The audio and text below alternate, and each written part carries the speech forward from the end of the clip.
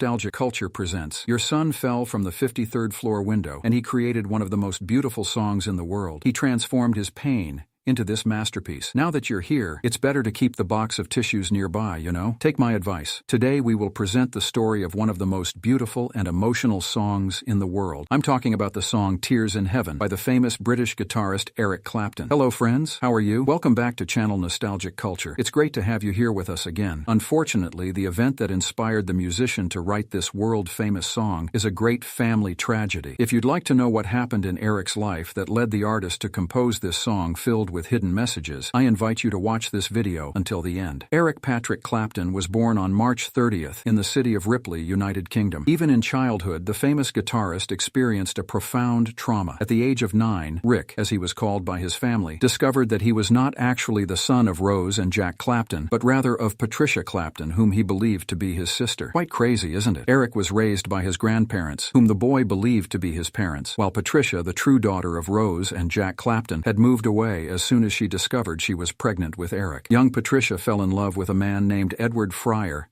a talented pianist she met in an English city bar, even marrying him.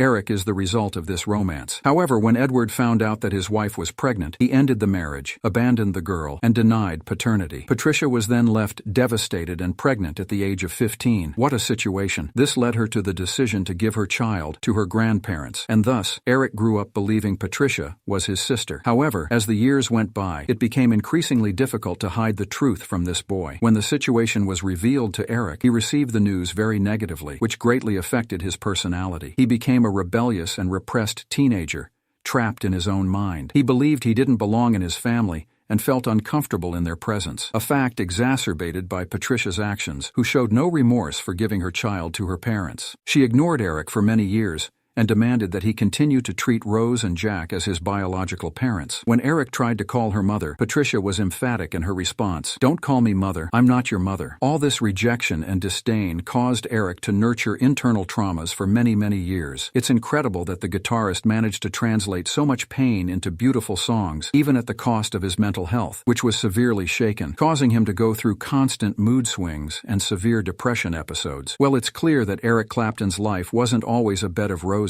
and many other problems were yet to come. Unfortunately, disappointments led the musician to become involved with alcohol and drugs, a dangerous addiction that sometimes threatened the singer's career. Anyone who sees the impressive talent of the guitar genius can hardly imagine that he struggled in school. Eric received a strict education at the Anglican church school he attended. He was a shy, introverted student with poor grades. He only excelled in artistic subjects. His notebooks were filled with drawings and excerpts of music he listened to, or his own compositions, which did not please the highly traditional teachers of that time at the institution. Nevertheless, Eric was kept in school because he stood out in the church's musical performances. Recognizing this, his grandmother bought him a guitar when he turned 13. Rose didn't know it, but at that moment, she was starting the career of one of the greatest guitarists in the history of music. The guitar became Eric's inseparable companion, and he even learned to play it completely self-taught during school breaks and his job as a mailman. The young man dedicated himself exclusively to playing the instrument. Although this process was challenging at first, it was essential for the beginning of what would become a successful and accomplished career. The singer even enrolled in a specialized art school, Kingston College Art. However, shortly afterward, he was asked to leave because his interests were too limited to music, and he cared little for the other types of art that were being developed there. But it was at the age of 18 that Eric Clapton began to find his place in the world. The young man started performing with his first band, the Yardbirds, gaining prominence as the group's guitarist. It was during his time with this band that he earned the nickname Slow Hand. His stay in the band didn't last long because Eric believed that the new compositions were straying too far from the blues, which he valued and identified with more. Therefore, in 1966, the singer joined the band Cream, taking on the roles of guitarist and vocalist alongside bassist Jack Bruce and drummer Ginger Baker. Eric achieved great success, propelling Cream as a supergroup of national rock. The albums Fresh Cream and Wheels of Fire were major milestones for the band, immortalizing Eric Clapton for his virtuoso guitar solos and the fusion of blues with psychedelic rock. Finally, the good times seemed to be coming for our dear guitarist, and he was establishing himself as a great rock idol worldwide. His career already included major singles like Sunshine of Your Love and Badge.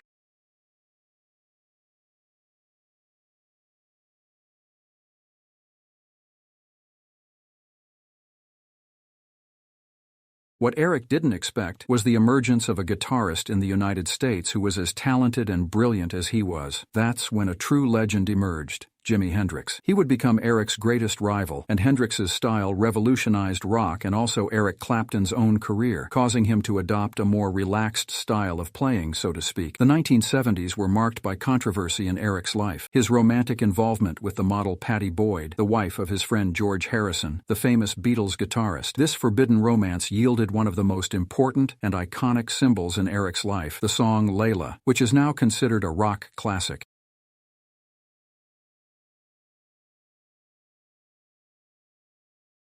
Also during this period that Clapton suffered the most from depression, chemicals like heroin, to cope with his romantic disappointments. Suffering lasted for almost the entire decade, ending a significant hiatus in the musician's career. 1979, married until 1989. The 1980s were no less turbulent than the previous decade for Eric. Dependence on drugs and alcohol still haunted him, attributed to the guitarist making terrible decisions. 1985, married to Pattie, involved with the manager of Montserrat Studio, Kelly. He had a daughter named Ruth. Ended up being an absent father to Ruth. The first extramarital affair wasn't enough, and also became involved with the Italian model Lori Del Toro. To the end of his marriage with Pattie, he managed to conceive a child with the singer despite her attempts.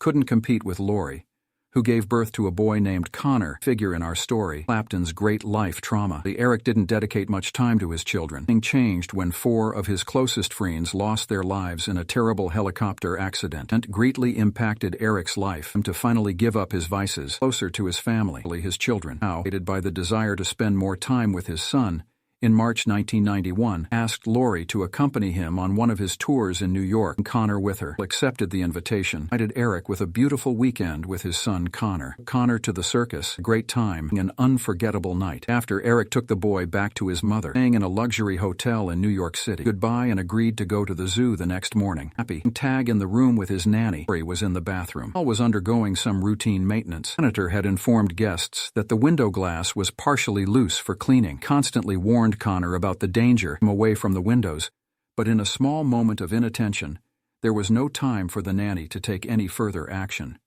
The little boy, who was very close to the window, lost his balance and tragically fell from the 53rd floor where they were staying. That's when Lori Del Toro heard the nanny's hysterical screams and rushed into the room, realizing what had happened. She had lost her only child. The tragedy was reported all over the world. A tragedy of devastating proportions for the musician's life, but ironically, it ended up yielding the most successful song of his career, Tears in Heaven. This was how the singer found to express his eternal grief. The lyrics of the song reflect Eric's pain and his quest for answers. The first verse begins with the question, "Would you know my name if I saw you in heaven?" This line portrays Eric's anguish, wondering if he will see his son again after death. The song conveys the deep sadness and anguish of loss, but also reveals a message of hope and acceptance. The chorus expresses Eric's desire that if he were to reach heaven, he would find comfort, and his son would recognize him. He sings, "I'd find a way to make you stay. God knows I want you to stay." These words show the unwavering love of a father for his son, and his struggle to accept his absence, an indescribable pain, a profoundly heartbreaking pain. The song became an immediate success and touched people all over the world. The song won several awards, including 6 Grammy Awards. It became an anthem for those who have experienced personal losses and found solace in music. As a form of emotional expression, Eric Clapton, through this song, managed to share his own pain and bring comfort to those who have also suffered similar losses. Tears in Heaven remains a moving and timeless tribute to his son Connor, and one of the most iconic and poignant songs of the career of this great artist, Eric Clapton. Well, that's the atmosphere in which we conclude today's video. So, tell me, did you already know the tragic story behind this song? This beautiful song, by the way? I deeply hope I didn't shatter your heart with this story, but I confess that mine is shattered.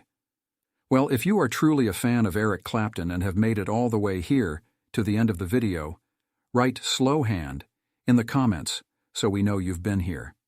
And please don't forget to click the like button. Your thumbs up is also essential for this channel to continue existing and bringing more music trivia to so many people. Share the video with whomever you want, with those who love the song, with those who love Eric. Feel free to share it with everyone. Don't forget to subscribe to the channel to get our videos firsthand. There will be more updates here soon. A hug. Thank you for being with me today. Goodbye, and until next time.